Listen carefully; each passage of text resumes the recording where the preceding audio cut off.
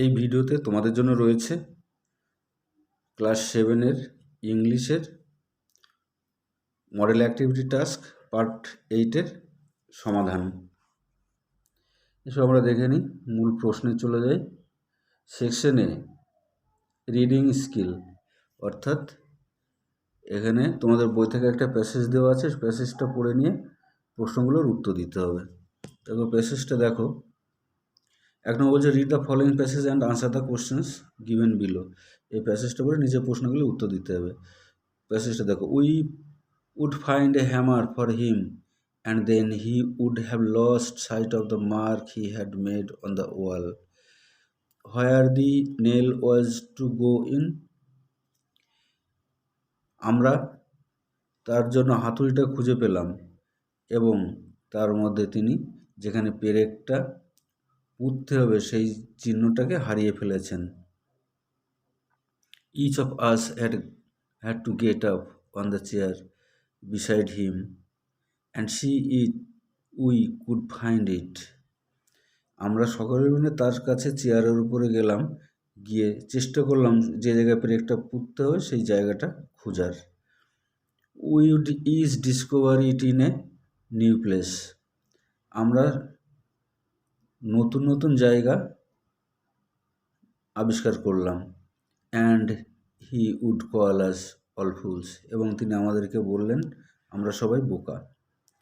Trying to reach a point 3 inches beyond what was possible for him to reach. যেখানে পৌঁছতে হবে, অর্থাৎ যেখানে পেরেকটা পুঁততে হবে সেখান থেকে আর 3 ইঞ্চি মতো বাকি ছিল তার পিছনে। তখন কি হচ্ছে দেখো, দি স্ট্রিং উড স্লিপ, তারটা ফসকে যায়। And down he would slide on the piano, এবং তিনি স্লিপ করে পিয়ানোর উপর পড়ে যান। দেখো অ্যারেঞ্জ দি ফলোয়িং সেন্টেন্সেস। এখানে 5টা সেন্টেন্স আছে। এই 5টা সেন্টেন্সকে পরপর সাজাতে হবে। 1 নম্বর হচ্ছে each of us would discover a new place. আমরা প্রত্যেকে একটা নতুন জায়গা খুঁজলাম। দি হ্যামার ওয়াজ ফাউন্ড, হাতুড়ি খুঁজে পেলাম। He fell on to the piano, তিনি পিয়ানোর উপর পড়ে গেলেন। Everyone has to get up on the chair beside him, প্রত্যেকেই তার চেয়ারের পাশে আমরা চেয়ারে উঠেছিলাম। Uncle Podger would lose sight of the mark, uncle Podger চিহ্নটা হারিয়ে ফেলেছিলেন। তাহলে দেখো এখানে কোনটা আগে পরে হবে লিখতে হবে। উত্তরটা দেখো, আনসার দেখো। 1 নম্বর হবে 2 নম্বরটা, 2 নম্বর হবে 5 নম্বরটা, 3 নম্বর হবে 4 নম্বরটা, 4 নম্বরে হবে 1 নম্বরটা, 5 নম্বরে হবে 3 নম্বরটা। বি বলছে আনসার দ্য ফলোয়িং কোশ্চেন্স, নিচের প্রশ্নগুলোর উত্তর দাও। দেখো why was it necessary for each of them to get up on the chair beside him. তার পাশে চেয়ারের উপর ওঠার কি প্রয়োজন ছিল সকলের? উত্তর, uncle Podger lost the mark on wall to put the nails.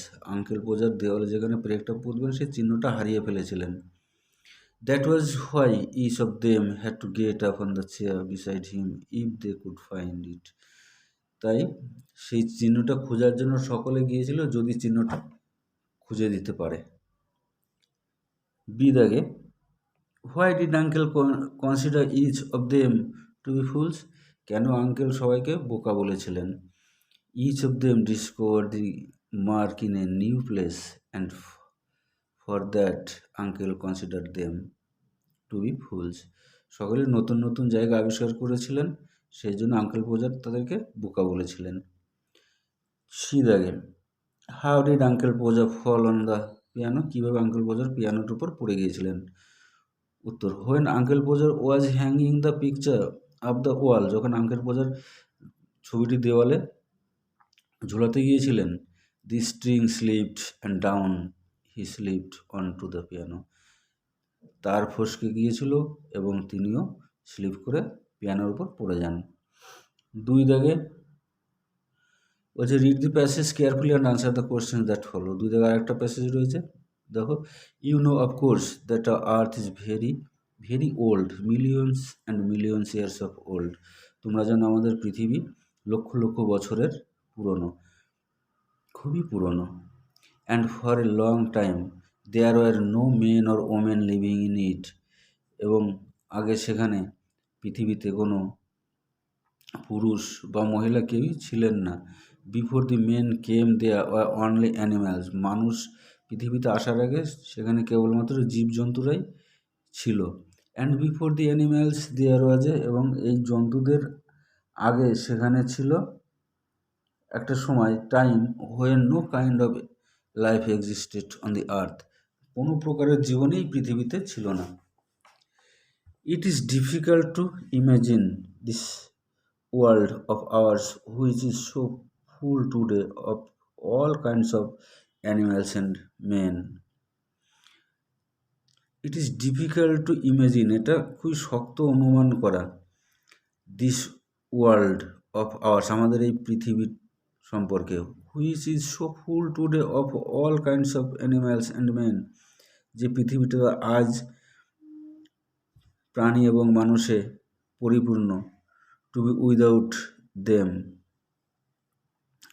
But scientists and those who have studied and thought a great deal about these matters tell us that there was a time when the earth was too hot for any living being to live on it.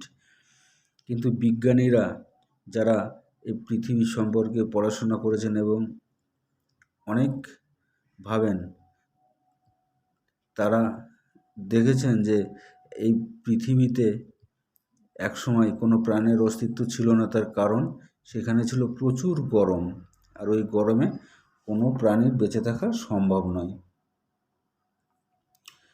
Answer the following questions in complete sentences. এক, how old is the earth? পৃথিবীটা কত দিনের পুরনো? Answer, the earth is millions and millions of years old. পৃথিবীটা লক্ষ লক্ষ বছরের পুরনো। Describe the earth before men existed. যখন মানুষ ছিল না তখন পৃথিবীর বর্ণনা দিতে বলছে। Answer, before the men came there are only animals. মানুষ আসার আগে পৃথিবীতে সেখানে ছিল অ্যানিম্যালসরা, জীবজন্তুরা।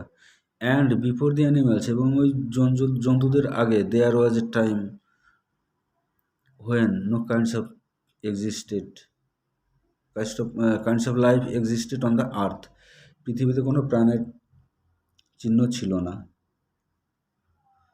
3 দাগে, why was there no life on earth? কেন পৃথিবীতে কোনো জীবন ছিল না?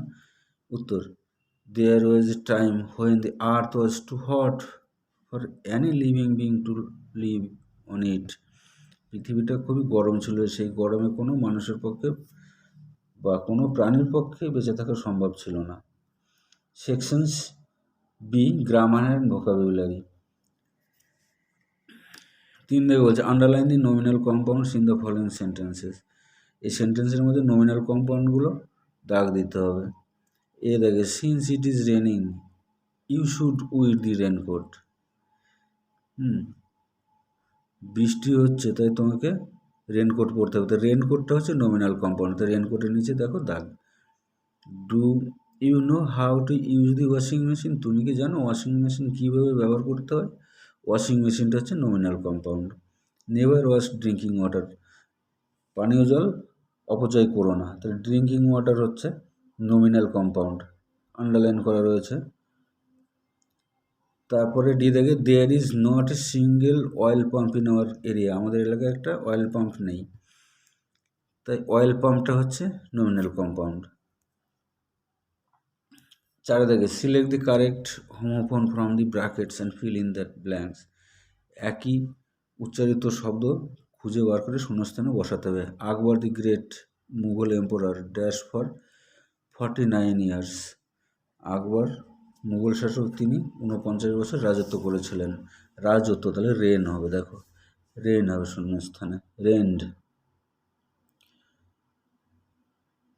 বি দেখে, Anamika loves to have dash curd. এখানে কার্ড, দই খেতে ভালোবাসে, কার্ড।